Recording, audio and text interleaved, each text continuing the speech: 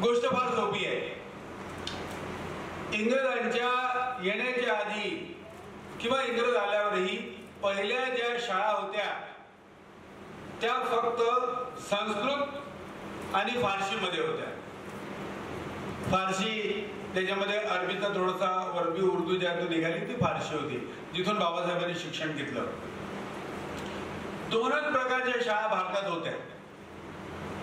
संस्कृत मध्ये साहेबांनी सांगितल्याप्रमाणे पाटील साहेबांनी ब्राह्मण वर्ग हा शिक्षण घ्यायचा आणि त्याला सरकार किंवा मग त्यावेळेच्या राजे रजवाडे हे त्यांना पैसे द्यायचे. आणि ज्यावेळेस मोगलांचं आणि मुस्लिमांचं साम्राज्य भारतावर होतं त्यावेळेस राजकारणाची राजकीय भाषा याच्याकरता फारसी भाषा ही वापरली जायची. त्यामुळं मदरसामधून फारसी शिकवली जायची. ह्या दोनच भाषा त्या आधीच्या काळात शिकवल्या जायच्या. त्यामुळं ओवेसी हा त्या मदरस्यांचं तारीफ करतो आणि भागवत साहेब या शाळांची म्हणजे प्रशंसा करतो. तुमच्या सर्वसामान्य लोकांकरता कोणत्या शाळा होता याच्याविषयी दोघेही बोलत नाही. तुम्ही हा प्रश्न स्वतःला विचारला पाहिजे की काय तुमच्या बापदादे तुमचे शिक्षित होते काय आणि नव्हते तर का नव्हते. आणि आज जेव्हा शिक्षण आलेलं आहे, आज जेव्हा शिक्षण हे उपलब्ध होते आहे तर ते का सर्वांना शिक्षण उपलब्ध होत नाही, का अडचणी आहेत. शिक्षण प्रत्येकाला उपलब्ध होण्यात का अडचणी आहेत हा आपल्या समोर एक प्रश्न आहे. ह्या दोन्ही बाजून आहे. तर त्या काळामध्ये ज्या काळामध्ये पारसी किंवा संस्कृत याच प्रकारच्या शाळा होत्या त्यामध्ये एक विचार आला की सर्वसामान्य भारतीयांना जर शिक्षण द्यायचं असेल तर आधुनिक भाषेत हे शिक्षण दिलं पाहिजे. आणि ती आधुनिक भाषा त्या काळामध्ये इंग्रजी भाषा ही असली पाहिजे. इथून लढाई सुरू झाली. जसं मेकालेनी किंवा त्या काळाच्या इंग्रजांनी असं ठरवलं की सायन्स अँड टेक्नॉलॉजी, वैद्यकीय ज्ञान, कायद्याचं ज्ञान, राजकारणाचं ज्ञान हे इंग्रजीमध्ये आहे, तर तेव्हा इंग्रजीच्या माध्यमातून आपण या शाळा कॉलेज उघडूया.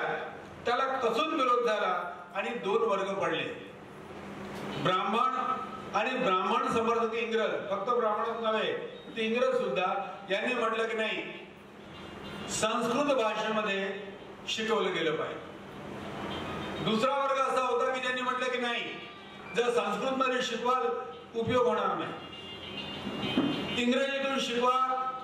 जे आधुनिक ज्ञान आहे सगळं ते इंग्रजीत आलेलं आहे.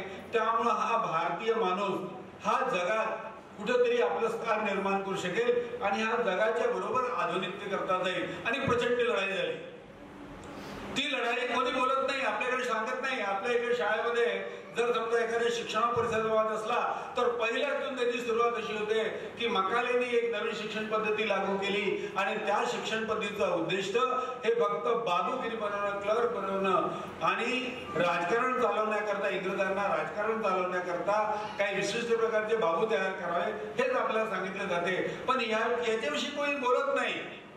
हे जे बारकावे कोणी सांगत नाही आणि या प्रश्नाचं उत्तर देत नाही की उद्या इंग्रजी काढून जर तुमच्यावर संस्कृत लादली गेली तर तुमचे पोरं किती पोरं हे इंजिनिअरिंगचं शिक्षण घेऊ शकतील, बीटेक होतील, एमटेक होतील, किती पोरं होतील, किती पोरं हायकोर्टात सुप्रीम कोर्टात वकील होऊ शकतील. म्हणजे एकंदरीत यावर फार मोठं मंथन होणार आहे. आता एवढ्यात काही नाहीये, फक्त अडचण कशी आहे किंवा या मुद्द्यांना आपण हात कसे लावणार. मला सरांनी म्हटलं की याविषयी तुमच्या म्हणजे बाजूला कोण आहे, तर आमच्या बाजूला आम्ही म्हणतो की कोण नाही आहे. आता उदाहरणार्थ एक चर्चा सुरू आहे केजरीवालांची. काल बाबासाहेबांचा गौरव पूर्ण देशाने केला, पूर्ण देशाने गौरव केला. आणि या देशाने गौरव केला बाबासाहेबांचा तेव्हा काय बोलले सगळे लोक की हा भारतातला सगळ्यात मोठा ज्ञानी पुरुष होता. हे तर मान्य करावं लागेल. आणि केजरीवाल म्हणाले जर आमचा प्राईम मिनिस्टर, आमचा प्रधानमंत्री हा जर शिक्षित असता विचारा तर यांनी पहिल्यांदा काय केलं असतं, शिक्षणाचा प्रचार केला असता. केजरीवालच बोलले केजरीवालच नव्हे तर काल संपूर्ण देशाने एकच गोष्ट मान्य केली की डॉक्टर बाबासाहेब आंबेडकर हे सगळ्यात ज्ञानी पुरुष होते आणि त्यांनी या देशात पहिल्यांदा हे सांगितलं की तुम्ही ज्ञानाचा प्रचार केला पाहिजे, तुम्ही शिक्षणाचा प्रचार केला पाहिजे. मोदींच्या डिग्रीविषयी वादळ झालं, जे होईल ते होईल, पण लक्षात घ्या आज आपल्यासोबत कोण नाहीये देशात. शिक्षण धोरणामुळे उद्या किती याचे वाईट परिणाम होतील.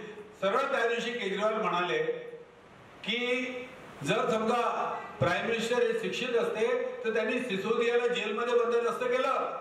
ज्यांनी दिल्लीतच नव्हे तर जगामध्ये कसं एक असा विक्रम केला की बा आज दिल्लीच्या शाळा, दिल्लीच्या शासकीय शाळा या खाजगी शाळेपेक्षा अधिक गुणवत्तापूर्ण आहेत.